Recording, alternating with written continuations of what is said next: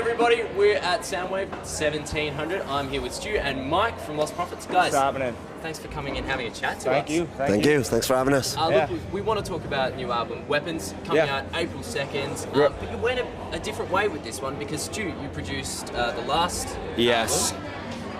Is it correct, fact? Yes. But this one you went a different way with it. Yeah, we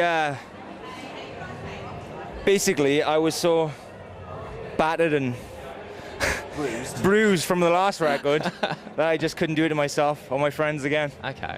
No, it was just kind of, we started writing new songs and it just felt too easy, to be honest with you. You know what I mean? It's like we needed someone to push you. You know, I just felt like we were going down the same road again. So it was like, let's get someone else in to do it.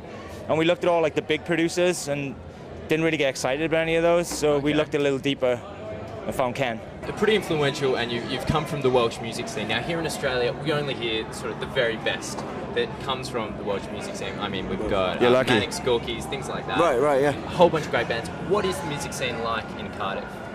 It's pretty awesome, actually. Yeah. Like there's so many bands, especially over the kind of, like when we were growing up in Wales, there was the scene there was very kind of indie, like you say, like very like. Manic Street Preachers, Super Furry Animals, Stereophonics, like they were the big bands. All great bands, don't get me wrong, but we didn't really have much in common with those bands because they were, you know, obviously very indie and very, you know, whereas we were kind of like the punk metal kids, you know.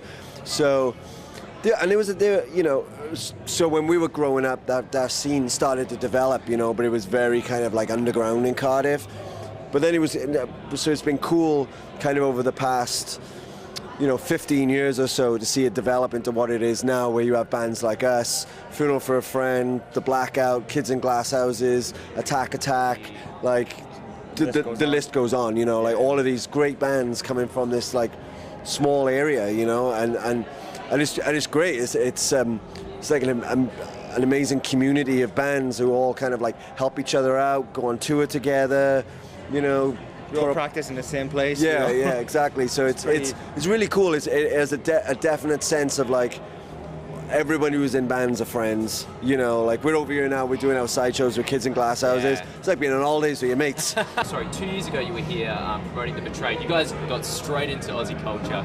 You went and you hugged koalas. Oh yeah. Have you got any plans before you head back to the UK for the tour? We've already been to the beach. Yeah, we've surfing. We've put some shrimps on the barbie. You know what I mean? Yeah. We've done it all. Yeah. You and 6 guys they're sunburnt as hell. Yeah, my back is not. I was flaking this. Yeah, we all went to the beach. We had a day off in Sydney, so we all went to the beach in Sydney. Yeah, there was a lot of sunburn happened. There was going to be a tour tat for everybody in the band. You know, we were all going to get a tour tat, but nobody could get it done because everybody was too burnt. Everybody was too like, sunburned. if you could find a spot on me which isn't burnt to get tattooed, I would get it there, but there wasn't a spot. So.